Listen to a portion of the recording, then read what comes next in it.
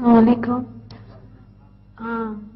Okay, you were just talking about the Westerners just now, right? And I am a convert or revert in your words.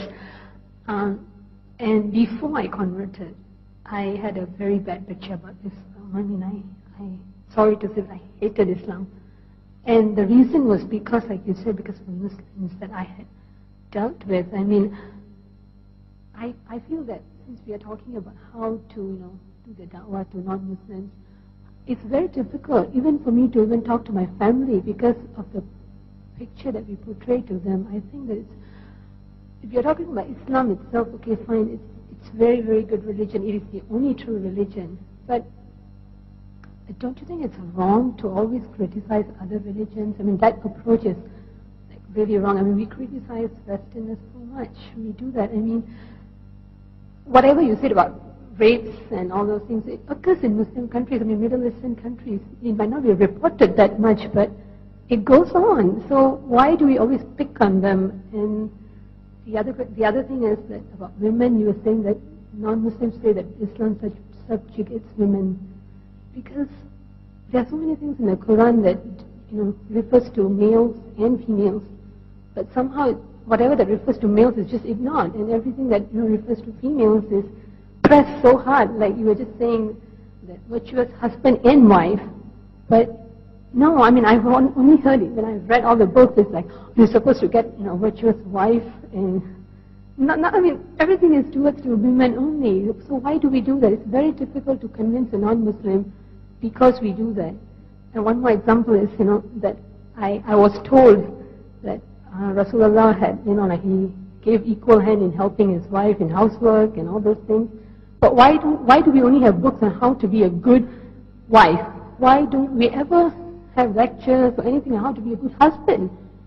Like nothing, everything is only pressed on women. Women are supposed to be doing this, doing that. That's not what the religion says. So maybe that's the reason why we are putting off non-Muslims. This was also a very good question. Very relevant. She said that, Alhamdulillah, she's a reward. I'd like to congratulate her. Alhamdulillah. And she said that she had a very wrong picture of Muslims before, and I did say in my talk that many people, when they look at Muslims, they would never like to become a Muslim. I said that in my talk. Alhamdulillah, Allah gave her hidayat and she accepted Islam. And she said that the talk was based on how to talk to the West. The talk was why the West is coming to Islam. It wasn't based on how to dawah to West. I've got other cassettes dealing with that.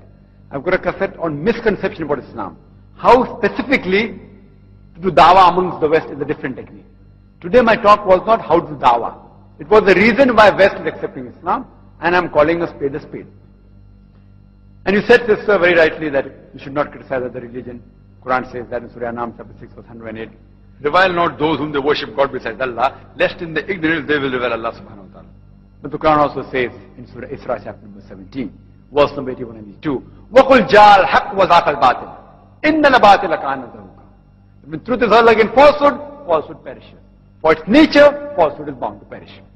You said that I was criticizing the Western world and talking about X, Y, Z.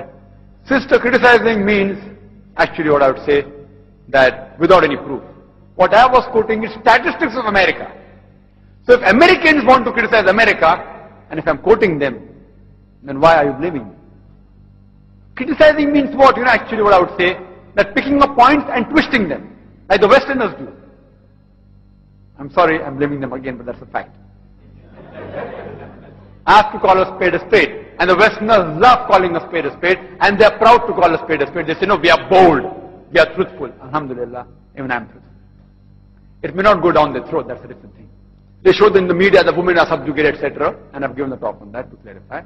So sister, what I was doing, I was quoting a FBI report written not by Muslims, by the Westerners, quoting statistics of rape, not by Muslims, by non-Muslim Westerners, about adultery, about incest. I'm only quoting the statistics. And when I quote to them, they cannot say Zakir is criticizing, because you know why? I'm quoting from their statistics. If I say, Mr. Ahmad Ali said this, so they'll say, okay, this man is putting a fast one. I'm not quoting Ahmad Ali or Sultan Bhai, I'm quoting their statistics. So therefore, I'm using my hikmah system. And besides, they're saying that even rape takes place in other countries, it's not reported. Sister, I would like to disagree with you. Rape takes more in the Western country. It's not reported there. You know, it is so common. Rape is so common, it's not worth reporting. I've been to West, hardly I read any cases of rape. It is so common, it's a day-to-day life. It's not reported, sister. If it is reported in news brief, if a rape takes place in other countries, headlines. It does take, not that it doesn't take place. It takes place throughout the world. Least rape is there. You are talking Muslim countries, it does take. Those Muslim countries which do not follow the Islamic law, it takes place. So the least rate of rape is in which country, sister? Which country? Least rape in the world. It's in Saudi Arabia. Least rape. It may be taking place there also. I'm not saying it is nil. There are black sheep in the community throughout the world. But the least rate of rape in any country in the world, it's in Saudi Arabia. The least rate of robbery in any country in the world, it's in Saudi Arabia. Yes, there may be other Muslim countries who don't follow Islam. So they are pseudo-Muslims. Regarding reporting, if it takes place in other countries, that comes in headlines because rape is something which is a stigma. In America, it's a lifestyle. Like as the doctor said, the patient comes, I have a VD, doctor says, and I have. So nothing great. They are shameless. According to me, they are shameless. According to them, it's fine. So sister, when I'm calling a spade, I have to call it. I use the best word, public property, but that's a fact. So people may say I criticize, but I have to call a spade. And that's the reason the Westerners like it. Alhamdulillah. So regarding your first thing that I'm criticizing them, I'm quoting the statistics. Like for example, the Quran says, do da'wah with hikmah, udu ila sabri rabbika bil hikmah wal mawzat al hasna, wajadilhum billati ahsan. Invite all to the way of the Lord with wisdom and grace. Preaching and argue with them and reason with them in the ways that are best and most gracious. Beloved Prophet said to the Christian, wala taqulu salasa, Quran says that, when you tell a Christian, do not say Trinity, they say, stop it, it's better for you. Even if you say it in the best form, he's bound to feel hurt. See, when you take out the faults of a person, the best way you say, he's bound to feel hurt. When I tell a Christian, why do you worship Jesus Christ? Even if I say with love and care, he's bound to feel hurt. So I have to say in the best way, which is acceptable, but he's bound to feel hurt. Not that I'm going out of the way to insult them. I'm giving the statistics. That was regarding a second part. Regarding a third part, that why do Muslim scholars and speakers speak about women, only picking up verses of the women and not talking about what rights men have to do? Sister, I think you should see my cassette. Women's rights in Islam.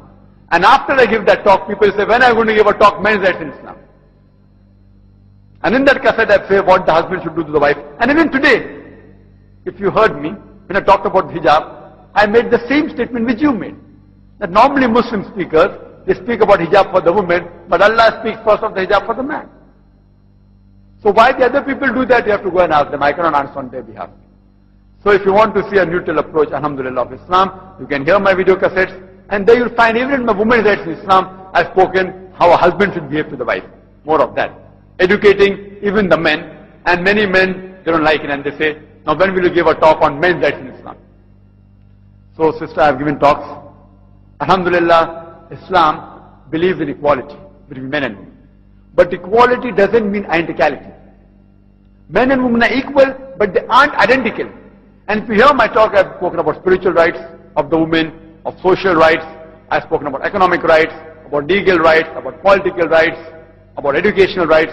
Alhamdulillah, and try to explain that Alhamdulillah, Islam believes in equality between men and women. Equality doesn't mean identicality. If you compare to the Western world, again, giving statistics, quoting what they believe, the Western talk of women's liberalization is nothing but a disguised form of exploitation of a body, degradation of honor, and depriving her soul. The Western society, claiming to uplift the woman, has actually degraded her to a status of concubine, of mistresses, of society butterflies, which are mere tools in the hands of pleasure seekers and sex marketers, which are hidden behind the colorful screen of art and culture. The Western world, claiming to uplift the woman, have actually degraded her. It talks about, oh, we want to uplift the woman, etc. What are they doing? Surely many of you have gone to the Western world. It's only in the name of art and culture. It's a colorful screen. But behind them, you know what's happening. They want to change the role. Not a man can do this, but a woman can do this. Men and women are equal, but they aren't identical. Men and women are different in physiology. They're different biologically. But everything a man does, the woman cannot do. everything the woman does, the man cannot do. Tomorrow we cannot say, okay, even I want to give birth to a child. I cannot give. I'm different. And do you know in Islam, the status, I'll just quote a couple of examples. I've given my talk.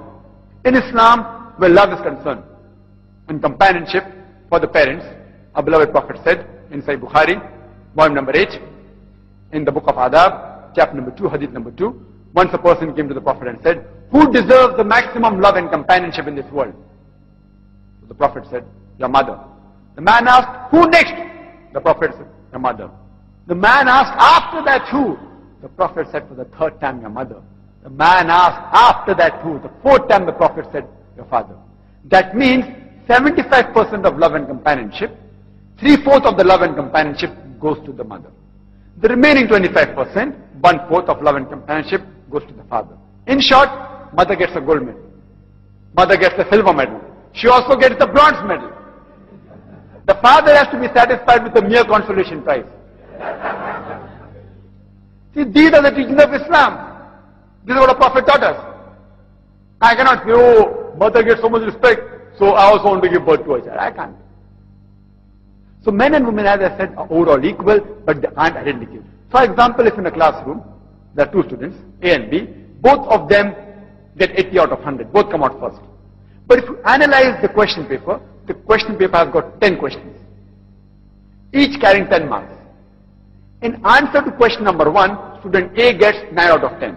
So student A is 9 out of 10, and student B gets 7 out of 10. So in question 1, A has a degree of advantage than student B. In question 2, B gets 9 out of 10, A gets 7 out of 10. So in question 2, B has a degree of advantage. In the remaining 8 questions, both get 8 out of 10. So overall, if you add up, both get 80 out of 100. Both are equal. But in question number 1, A has a degree of advantage than B. In question 2, B has a degree of advantage than A. So men and women are equal, but they are identical. Suppose a robber comes into my house, comes to rob. I cannot say, I believe in women's lib. I believe in equality in women. I won't tell my wife or my sister to go and fight. So Allah says in Surah Nisa, chapter number 4, verse number 34-35, that Allah has given more strength to the men. So men have a degree of advantage when it comes to physical strength. So it's he who should protect the women. So in strength, men have a degree of advantage. As I give another example, in companionship, the mother gets more respect than father. So in some aspects, men have a degree of advantage. In some aspects, women have a degree of advantage. Overall, men and women are equal. As you rightly said, sister, if you read the teaching of Islam, they are, alhamdulillah, very good. Don't judge Islam by the followers. If you want to judge, judge by what our beloved Prophet Muhammad sallallahu alaihi wasallam said. So what you should do, sister, if you said that there aren't Islamic books, etc., talking about what husbands should do, etc., inshallah, you do research and you give talks. Alhamdulillah, I mean, inshallah, Allah will help you. And you will be more effective because you will be a revert. And when a revert speaks, it has more effect. Alhamdulillah. So the thing is that, sister, I do agree there are black sheep in the community. What we should do, we should pick up the good points. And we have even good people, alhamdulillah. Overall, more of them are good than bad. We have to set exemplary of the good people. And the best example is the beloved Prophet Muhammad sallallahu alaihi wasallam. And inshallah, for a more neutral view, as you said that people, the speakers will talk about women should do this, women should do that. I'd request you, watch my cassette, and then inshallah you will change. Hope that's it.